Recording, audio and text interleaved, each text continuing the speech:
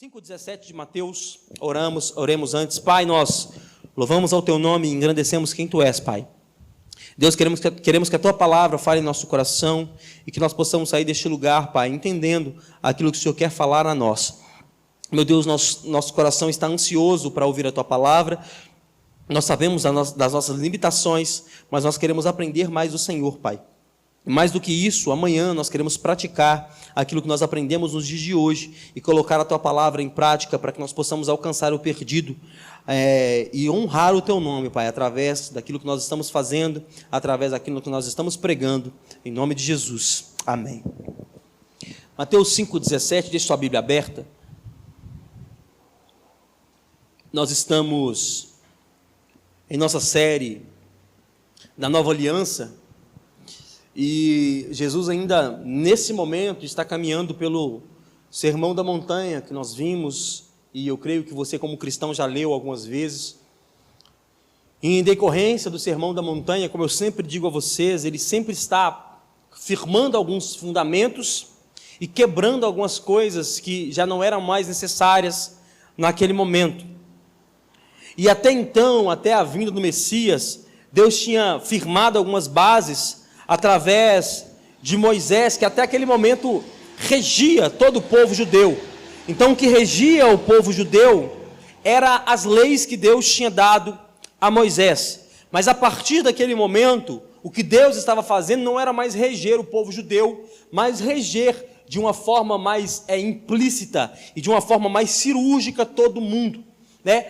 Creio eu, naquilo que nós podemos interpretar da Bíblia, que Deus sim alcançava outros povos, ainda no Antigo Testamento, mas de uma forma que Ele se limitou, não que Ele é limitado, mas que Ele se limitou a cuidar especificamente do povo judeu. Mas a partir de Cristo, Ele entrega a revelação, o segredo, o mistério, aquilo que Paulo escreve, o mistério, que era até escondido aos anjos, Ele entrega a todos os homens, inclusive aos gentios, que somos eu e você. Então Jesus estipula tudo isso e começa a entregar esse evangelho para que pudesse permear por todo mundo e todo aquele que ouvisse e recebesse pudesse se tornar um filho de Deus. E hoje, especificamente, nós vamos trabalhar num paralelo muito complexo, mas é o paralelo que é dito nos dias de hoje de uma forma um pouco deturpada, que é o paralelo entre lei e evangelho, lei e graça. É o paralelo que Jesus traça no versículo 17 de Mateus, e é esse paralelo que nós vamos trabalhar, ainda que complexo, no dia de hoje.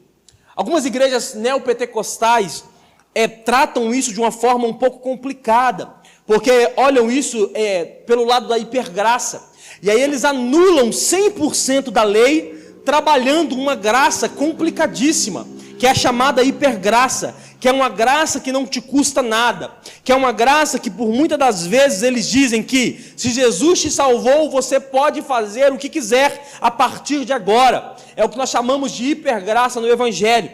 E por isso denominam toda a lei como maldita e tratam ela como ineficiente em sua totalidade.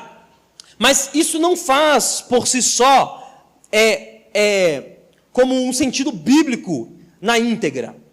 O fato de anularmos a lei totalmente não é bíblico. O fato de anularmos tudo aquilo que Deus disse no Antigo Testamento não é bíblico. É certo que nós devemos olhar no Antigo Testamento como sombra daquilo que Cristo fez. Então, quando lemos o Antigo Testamento, nós lemos como sombra. Mas o fato de ser sombra não quer dizer que devemos anular aquilo que Jesus fez. Como disse, as igrejas dizem, se você, entre aspas, aceitou a Jesus, a partir de agora, você pode fazer o que você quiser, que a salvação está garantida. A partir de agora, você pode fazer o que você quiser, porque está tudo resolvido. E nós sabemos que não é bem assim. Quem nasceu de novo tem o seu coração regenerado e começa a fazer e cumprir as ordens que Deus deixou escritas em sua palavra. Está comigo, irmão? Então, por que toda a lei não deve ser abolida? Porque nós temos que entender que existem 3 tipos de lei.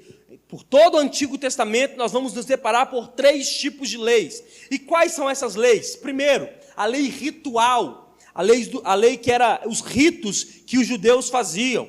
O segundo tipo de lei, a lei cerimonial, as cerimônias que os judeus faziam, as festas que os judeus faziam, que era dado por estatuto, que era dado por ordenanças e eles tinham que fazer. E a terceira lei, o terceiro tipo de lei, era a lei moral. Era a lei moral que os judeus tinham que praticar. Então, das 3 leis, 2 delas foram abolidas. Quais são essas leis? Primeiro, a lei ritual, a lei dos ritos, a lei de levar o cordeiro, até porque nem tem mais templo para levar o cordeiro, a lei de levar a rolinha, o pombinho, a farinha até o templo. Essas leis foram abolidas, porque quando Cristo vem, ele coloca em abolição, ele destrói todos os tipos de ofertas que eram dadas a Deus, porque ele foi a oferta perfeita. Portanto, essas ofertas não são mais necessárias. E ele também abole a lei cerimonial, ou seja, nós que somos gentios não precisamos fazer as festas judaicas. Eu sei que você vê por aí, né? A menorá gigantesca, o pessoal entrando com a Arca da Aliança, levando o cordeiro. Não é mais necessário. Por quê? Porque Cristo cumpriu tudo aquilo que é o Antigo Testamento em relação à lei cerimonial e ritual. Cristo cumpriu, ele é o Cordeiro perfeito, ele é o Cordeiro Pascual perfeito, morreu na cruz do Calvário e finalizou todas essas leis que eram rituais e cerimoniais. Restando apenas o terceiro tipo de lei. E qual que é o terceiro tipo de lei? A lei moral, que é aquela contida nos 10 mandamentos. O que é a lei moral? A lei que é contida nos 10 mandamentos. Essa lei não há ser humano que escape, principalmente eu e você que somos cristãos. Então, exceto o guardar o sábado, porque Jesus completa o sábado, e ele em si mesmo, ele faz a abolição do sábado, as outras 9 leis do Antigo Testamento, que Moisés escreve no Alto do Monte, nós devemos cumprir, que são leis morais. Essas mesmas leis, Jesus acabou de afirmar no Sermão das Bem-aventuranças. As mesmas leis que Moisés fez, Jesus faz um apanhado e reafirma no Sermão da Montanha. Então essa lei moral, ela não pode ser abolida, porque Jesus não veio para abolir a lei moral, e sim a ritual e a cerimonial. Olha só o que diz a Bíblia no versículo 17, agora você vai ler comigo. Versículo 17 diz assim: não pensem que vim revogar a lei ou os profetas, eu não vim para revogar. Olha o que Jesus está dizendo, eu não vim revogar isso. E se nós pensarmos que essa lei que ele está dizendo é a ritual ou a cerimonial, nós estamos num problema, que é, nós deveremos construir um novo templo e levar os animais para serem crucificados. Se nós pensarmos que a lei é a cerimonial, nós estamos em outro problema, porque nós deveremos fazer festas das tendas, festas dos tabernáculos, festa dos pães asmos, nós devemos fazer todos esses tipos de festa. Então não é essa lei que Jesus está dizendo. Em outros versículos, em outras passagens, não só Jesus, mas também os apóstolos, colocam em abolição essas leis. Então Jesus não está dizendo dessas leis cerimonial e ritual, ele está dizendo na lei moral, ele está dizendo, eu não vim para abolir tudo aquilo que eu acabei de dizer para vocês. Tudo aquilo que eu preguei nas bem-aventuranças sobre ser pacífico, tudo aquilo que eu preguei na bem-aventurança sobre ser manso, sobre ser pobre de espírito, tudo isso que eu preguei, isso eu não vim para abolir. Tudo isso que eu acabei de dizer a vocês, eu não vim para destruir, não. Eu não posso destruir isso, eu não posso revogar isso. E aí, eu refletindo nisso, eu anotei algumas coisas do porquê Jesus não revogou essas leis. Por que ele não revogou? Se ele revogou a lei ritual, se ele revogou a lei cerimonial, por que ele não revogou a lei moral, que dita como um ser humano deve se portar? Não roubarás, não matarás, não fará para ti imagem de escultura. Por que ele não aboliu isso? Primeiro ponto, ele não aboliu porque o homem caído precisa ser regido por essas leis. Eu e você somos caídos porque Adão caiu no paraíso, então, portanto, eu e você precisamos ser regidos por essa lei. Eu sempre digo isso, se você deixar vir à tona o seu velho homem para fora, você vai fazer com que Hitler se torne uma criança perto dos seus atos.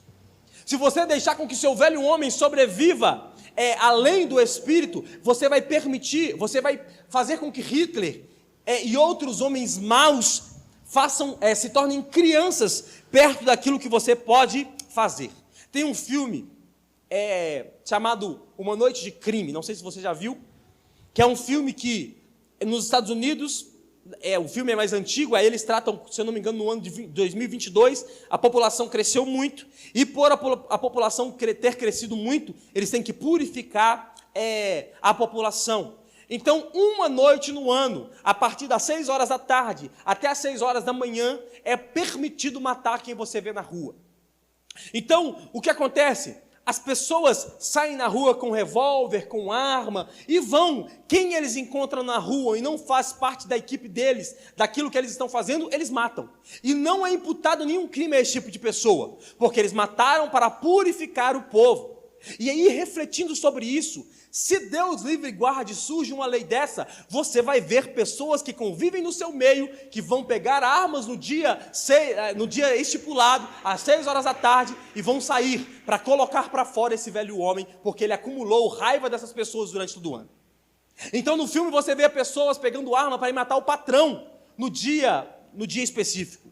Você vê pessoas pegando arma para ir matar o funcionário no dia específico, porque acumulou raiva 364 dias, mas naquele dia ele pode fazer aquilo sem ser imputado crime. E aí nós podemos assustar e dizer, como pode? Se essas leis morais não forem praticadas por nós, isso se tornará normal. Então por que Jesus não revogou? Porque o homem caído precisa ser regido. Por isso que existem os juízes. E aí você vai ver os julgamentos, você vai ver que lá no tribunal do júri, eles julgam uma pessoa que matou, matou 1, 2, 3 pessoas, usou requinte de crueldade, porque se não fizer isso, eu falei com vocês há um tempo atrás, o que difere o assassino que está preso hoje de nós, é que o assassino teve coragem de fazer. Porque muito de nós já pensamos em matar alguém. Muitos de nós já pensamos em fazer o mal para alguém. O que difere o assassino, que pegou 30, 40 anos de cadeia, que ele teve coragem de ir lá fazer. Então a lei moral existe para nos refrear como homens. Se essa lei moral não existisse, nós não respeitaríamos o nosso próximo, nós não respeitaríamos a Deus e nós não respeitaríamos a nós mesmos. Então Jesus não revoga a lei moral por causa disso. Por quê?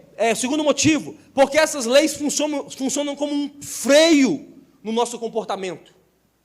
Por que Jesus não revogou? Porque essas leis são um freio. Romanos capítulo 1 diz sobre isso. Quando Deus tira os freios dos homens, e os homens se tornam amantes de si mesmos, e eles se tornam como bestas, se tornam bestializados, porque Deus tirou o freio. E é o que está acontecendo nos dias de hoje. Deus tem tirado os freios de algumas pessoas, e algumas pessoas estão se bestializando. Se você acompanhar, aqui no Brasil é um pouco menos, mas se você acompanhar a Europa, por exemplo, que é quase um pós-cristianismo que já vive, é absurdo, irmão. Pessoas se vestindo como animais e indo pastar. Pessoas se vestindo como porcos e convivendo com porcos. Duelo de quem parece mais com o animal X, duelo com quem parece mais com o animal Y. Isso não é normal. Por que acontece isso? Porque Deus tirou os freios da lei moral, e essa lei moral está destruindo, a falta da lei moral está destruindo essas pessoas. E automaticamente, porque essa lei moral está destruindo essas pessoas, é sinal de que essas pessoas estão mortas em seus pecados e são incapazes de obedecer à lei de Deus. Estão mortas em si mesmos.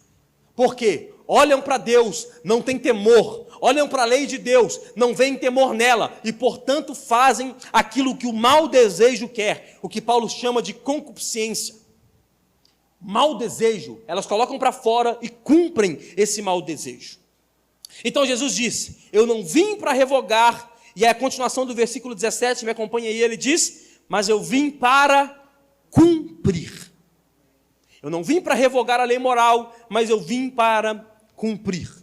Como Cristo era Deus e se fez homem, e ele veio para cumprir toda a lei. E aqui Cristo não veio cumprir só a moral, ele veio para cumprir toda a lei, porque ele era judeu.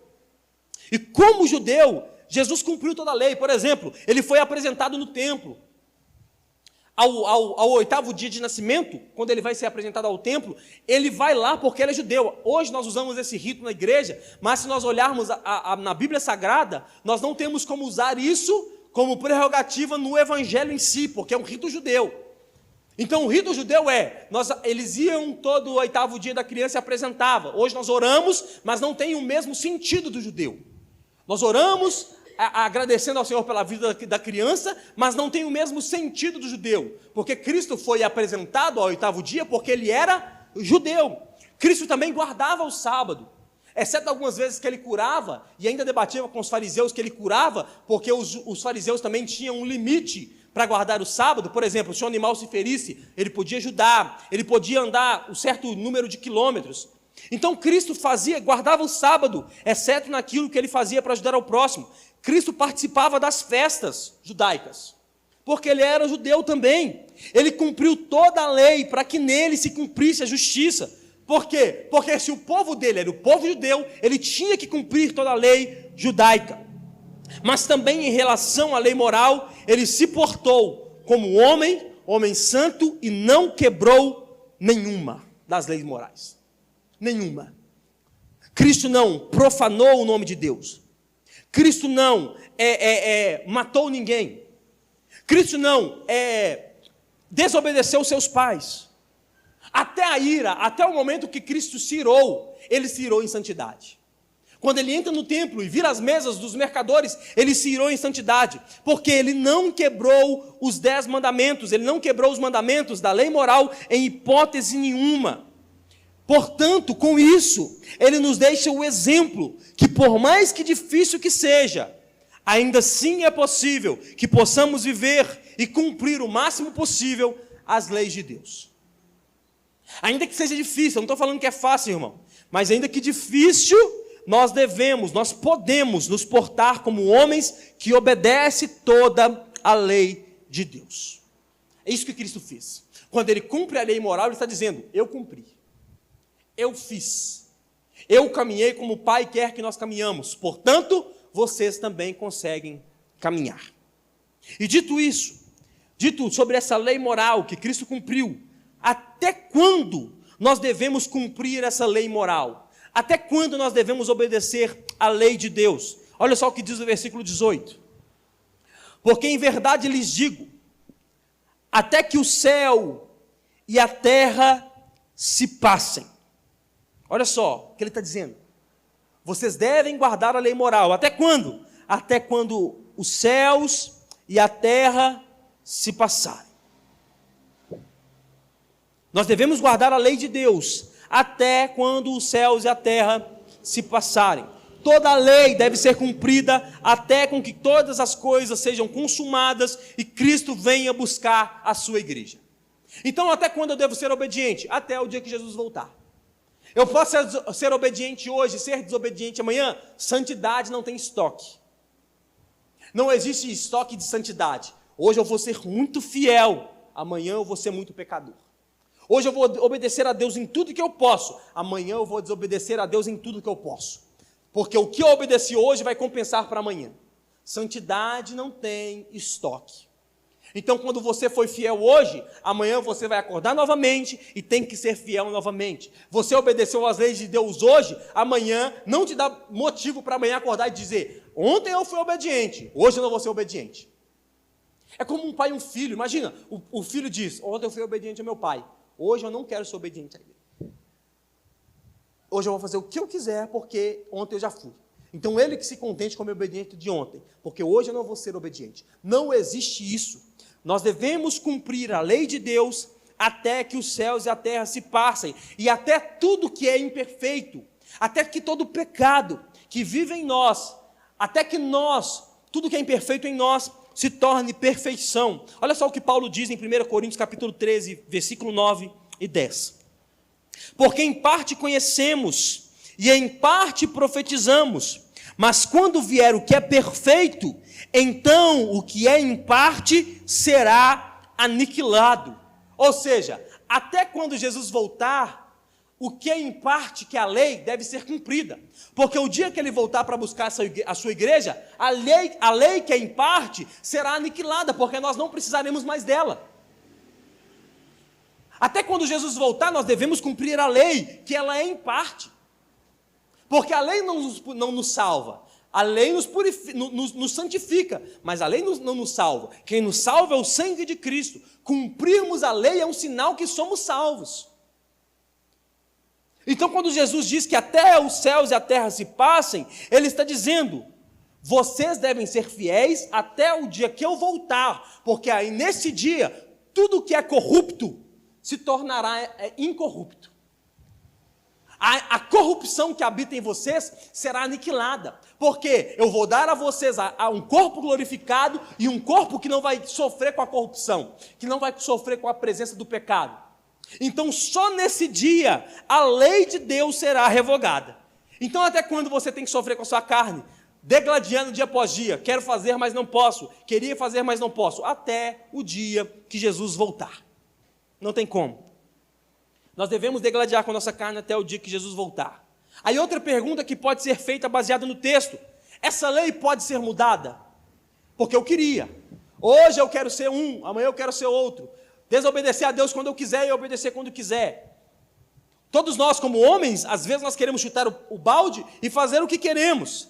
Aí a pergunta que fica é: essa lei pode ser mudada? Eu posso reescrever a lei? Eu posso pegar a Bíblia Sagrada, rasgar o que eu quiser e rabiscar e escrever por cima? Olha a continuação do versículo 18 que diz: nem um i ou um tio jamais passará da lei até que tudo se cumpra. Então, essa lei pode ser mudada, pode ser modificada. O que Jesus está dizendo? Nenhum i e nenhum tio da letra pode ser mudado. E o que ele está dizendo com isso? Nenhum i, nenhum tio. Quando ele diz nenhum i, ele está usando, no original, a palavra iod, que significa, né, que é nomeada a letra i. No nosso alfabeto, é a letra iod no hebraico, que é a menor letra do alfabeto hebraico. Então ele está dizendo: pega essa menor letra, pega o iod, o i, e representa essa letra na sua vida. Nem essa menor letra pode ser riscada. Nem a menor letra do alfabeto pode ser riscada. Aí depois ele diz: nenhum tio. E o que é o tio no alfabeto hebraico? O tio é como se fosse o nosso tio. O tio normal, do não lá, né? O tio no A. O tio é o mesmo, é um sinal, é um ponto na literatura que é usado para mudar o sentido da letra. Então, se você não usar o tio no não, vai se tornar now. Mas no português que vivemos hoje, ninguém usa mais nada, né? Então, assim, você vê um tanto de não sem o tio. Mas o não sem o tio não quer dizer que não é não.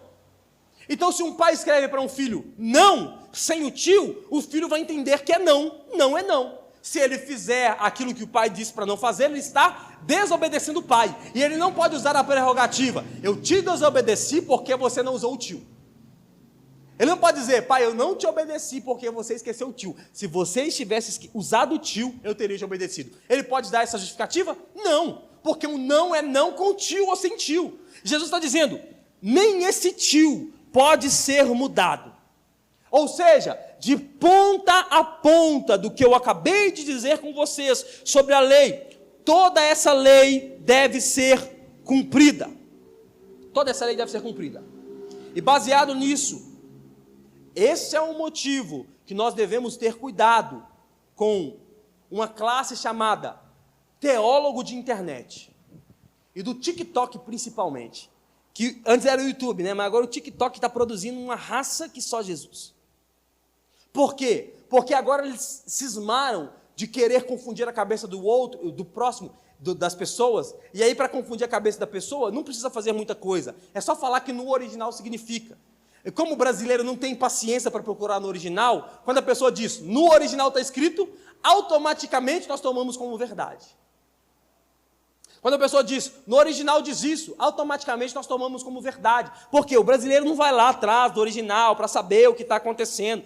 E o que esses teólogos fazem? Eles usam várias interpretações errôneas do mandamento de Deus para nós. Compartilharam comigo, acho que 2 ou 3 pessoas, num período de um mês mais ou menos, uma especificamente que eu vou me lembrar, que é um desses teólogos de internet, falando sobre virar outra face, né, que Quando Jesus disse, se alguém bater do seu lado direito, vira o lado esquerdo. Bater de um lado, vira o outro, né? Aí o que eles estão dizendo? Que quando Jesus diz isso, não é que ele está dizendo que se alguém bater no seu rosto direito, vire o seu esquerdo. Ele está dizendo que o lado direito é um lado de autoridade. Então que você deve usar com autoridade, deve dar autoridade, deve dar não sei o quê. E conversa, porque no contexto está dizendo que se alguém te pedir para andar uma légua, ande duas. Se alguém te roubar uma capa, dê a outra de presente. E como nesse contexto ele está falando alguma coisa de autoridade? Mas por que falam isso? Porque eles querem contorcer os mandamentos de Deus, querem contorcer o mandamento de Cristo. Mas o que Cristo estava dizendo, no literal se alguém bater na sua face direito, vira à esquerda. É difícil, eu sei. Mas o que Cristo está dizendo se alguém bater do lado direito, vira à esquerda. Ele mesmo fez isso. Se alguém te humilhar, seja humilhado, vire as costas e vá para sua casa. Ele mesmo fez isso. Então o que Jesus estava dizendo não era a interpretação, não. Então nós devemos ter cuidado. Por quê? Porque a lei de Deus não pode ser mudada. Está comigo, irmão? A lei de Deus não pode ser mudada. E por isso, qualquer novidade no meio cristão, qualquer novidade, deve ser considerado como anátema, como Paulo diz em Gálatas 1, como amaldiçoada. Qualquer novidade, qualquer pessoa que chegar e dizer, Jesus entregou uma revelação dos céus para mim que não entregou para ninguém. Uma coisa é a novidade eu nunca estudei isso, e alguém disse, eu fui lá, bati com a Bíblia e é isso mesmo. Uma coisa é esse tipo de novidade. Outra coisa eu estava dormindo e Jesus me deu um sonho, e nesse sonho ele disse que eu tenho que fazer isso e aquilo. Que a maioria das seitas que surgiram por causa disso. Pessoas que sonharam, e nesse sonho, Jesus dizia que eles tinham que fazer isso e aquilo. Pega um exemplo, movimento apostólico no Brasil. Movimento apostólico no Brasil, 2000 e alguma coisa, surgiram várias entidades apostólicas, e todas essas entidades apostólicas diziam, eu dormi, e quando eu acordei, Jesus me levou no céu, e lá ele me disse que eu tinha que retornar ao movimento apostólico. É por isso que a igreja está do jeito que está. Aí eles foram lá e começaram com os movimentos apostólicos. E aí no Brasil, o Augusto Nicodemos tem um livro que fala, escrito Os Apóstolos, que ele fala que catalogado no Brasil tem 8.000 apóstolos. Catalogado no Brasil tem 8.000 apóstolos. 8.000 apóstolos não fazem o trabalho de 12. Tem alguma coisa errada. Mas por quê? Porque olharam para o pastor e disseram, pastor, vamos aumentar um pouquinho. É uma palavra que quer dizer a mesma coisa, mas se eu usar esse nome, as pessoas vão me respeitar mais. Vou usar bispo. Usaram bispo. Bispo caiu em desuso, porque todo mundo era bispo.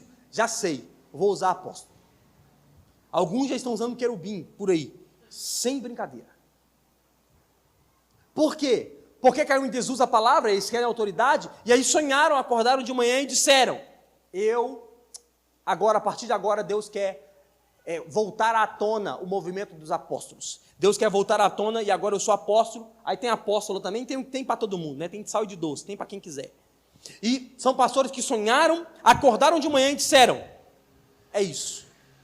Uma revelação, um sonho, que acordaram de manhã e disseram, eu tenho uma novidade. Eu morro de medo de pessoas que dizem, eu trouxe uma nova virtude do Evangelho. Eu trouxe algo novo do Evangelho. Deus me revelou algo novo do Evangelho. Peraí, irmão.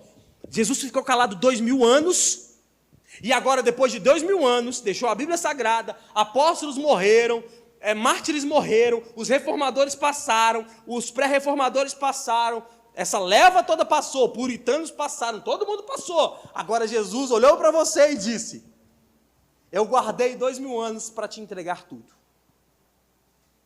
Fuja de quem diz que tem uma novidade, porque sempre eles querem distorcer a palavra de Deus. Sempre querem fazer isso. Igrejas que dizem que só eles carregam a verdade. Está cheio por aí. De seitas que dizem, a verdade está aqui. Nós somos a verdade. Se você quer ouvir a verdade, somos nós. O resto é seita. O resto que você ouviu por aí não é igreja de verdade. Nós somos, a placa tal é igreja de verdade. O resto não serve. Pastores que dizem que Deus lhe revelou algo que é fora da palavra. Movimentos que começaram porque Deus apareceu no sonho e revelou. Irmão. Eu morro de medo disso. De pessoas que dizem, Deus apareceu para mim num sonho e me revelou isso. para uma igreja, para uma geração, para um povo. A palavra de Deus parece que não é mais eficaz. A palavra de Deus parece que não se vale de si mesma. 1500 anos de Bíblia escrita, várias pessoas morreram para que ela estivesse em nossas mãos, e agora simplesmente Deus resolveu, não vou usar mais minha palavra, vou usar o sonho para falar com fulano de tal, para o fulano de tal começar algo que eu nunca fiz antes. Tomem cuidado com aquilo que nós ouvimos por aí, porque não deve se remover nenhum i, nenhum tio. Então não existe a igreja orgânica, a igreja que faz não sei o quê, a igreja que... Não. Porque a igreja tem que ser baseada no que a Bíblia Sagrada diz que é igreja. Portanto, Jesus não veio para revogar a lei moral, mas ele veio para cumprir tudo aquilo que a Bíblia diz que deve ser cumprido. Amém? Vamos para as aplicações que nós podemos aprender com o que nós lemos.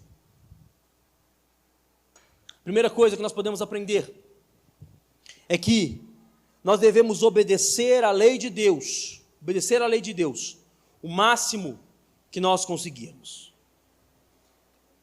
Obedecer à lei de Deus, o máximo que conseguirmos. E eu sei que é difícil às vezes. Eu sei que é difícil amar a Deus. Eu sei que é difícil amar o próximo. Eu sei que é difícil fazer isso. Eu sei que é difícil você acordar por dias de manhã já estressado, porque tem dia que nós já acordamos estressados por causa de nada. Eu falo isso com a Luana às vezes lá em casa, eu falo, você acordou arrependida de não ter morrido na noite anterior. Assim, ó, já acorda, já fala, meu Deus do céu. Eu sei que tem dia que é difícil, sem motivo nenhum, você acordar de manhã estressado e ainda assim obedecer a Deus. Mas como filho de Deus, nós devemos obedecer os mandamentos de Deus e amar o nosso próximo como a nós mesmos, porque nós não temos escolha. No pior dia de nossa vida, nós devemos fazer isso. No melhor dia de nossa vida, nós devemos fazer isso. Preste atenção, o Evangelho não é freestyle, o Evangelho não é modo livre.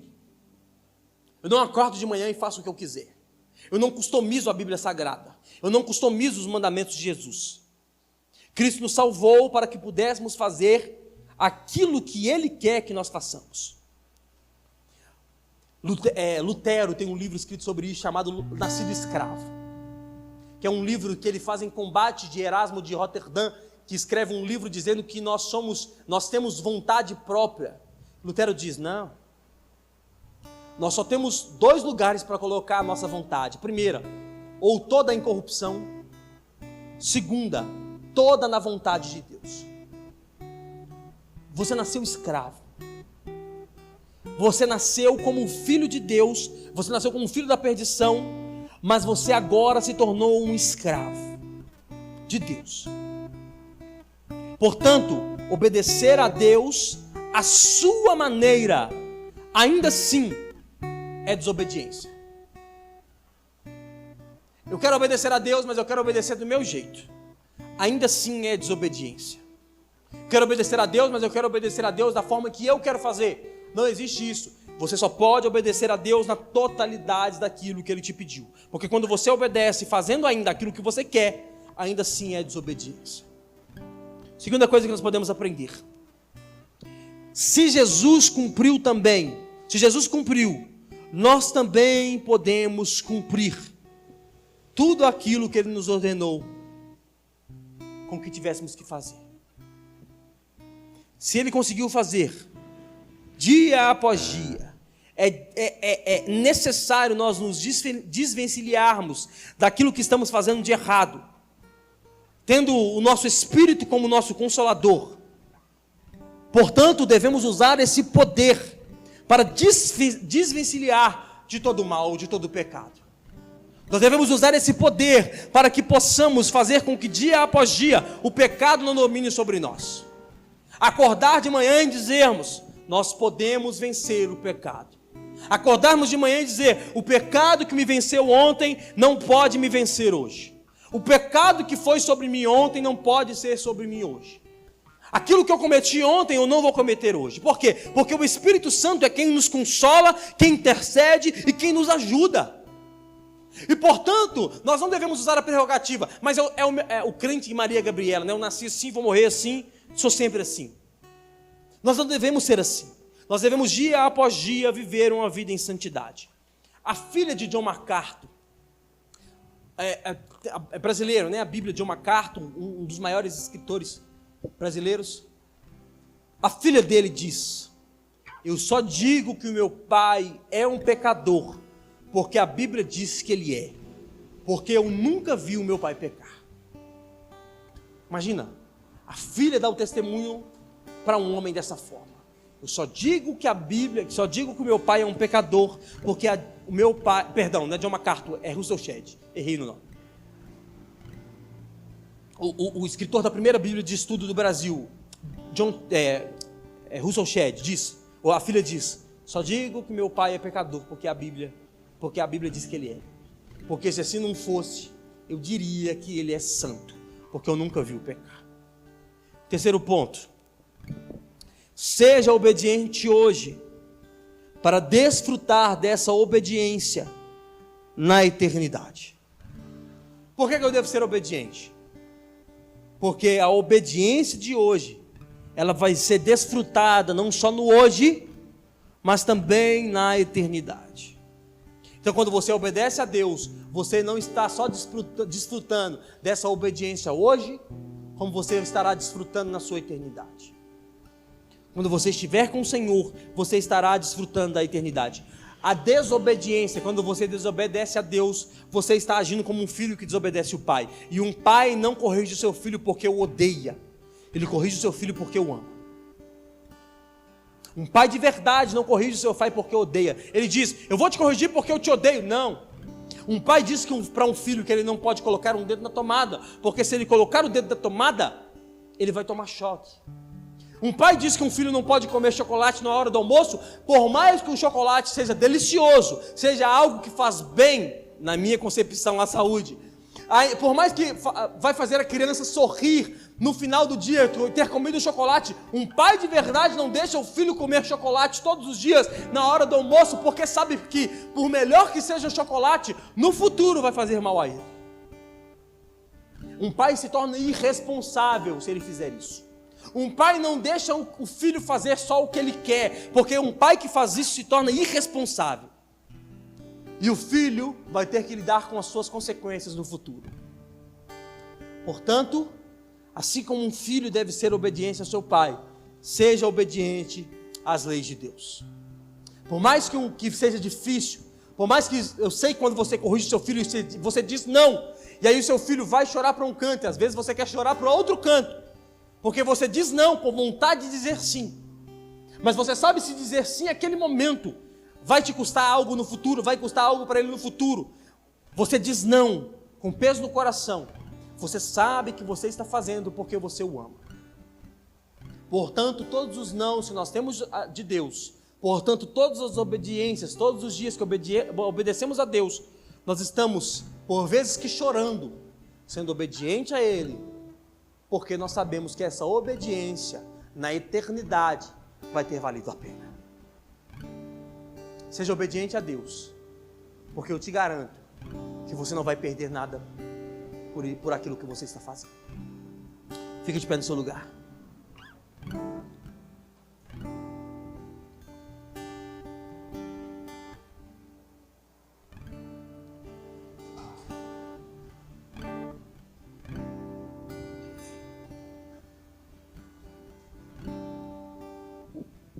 Vamos orar. Deus, nós louvamos ao Teu nome, Pai, engrandecemos quem Tu és, Jesus. Deus, nós queremos louvar ao Senhor por Tua palavra e queremos ser obedientes, Pai, à Tua lei. Deus, nós sabemos que é difícil, sabemos que o pecado por vezes quer nos destruir, mas o que queremos, Pai, é nos despertar como homens e mulheres do Senhor e buscar dia após dia obedecer à Tua vontade, Pai. Que em nome de Jesus nós possamos ter essa consciência e fazer, Pai, com que a nossa carne seja adormecida e com que o nosso espírito possa ser vivificado dia após dia, Pai. E que em nome de Jesus que a nossa vida de santidade possa refletir por onde passarmos, que a nossa vida de santidade, Pai, possa ser aquilo que o Senhor pediu, aquilo que o Senhor ordenou com que fizéssemos, porque nós sabemos, Pai, que no futuro, que na eternidade, nós estaremos com o Senhor, Pai, fruto dessa obediência que o Senhor nos pediu, porque nós sabemos que o Seu sangue nos comprou, não para que nós pudéssemos viver aquilo que queremos, mas para que nós possamos fazer a Tua vontade, em nome de Jesus, amém. Amém. E que nós possamos sair deste lugar nessa noite prontos para obedecer ao Senhor. Em nome de Jesus.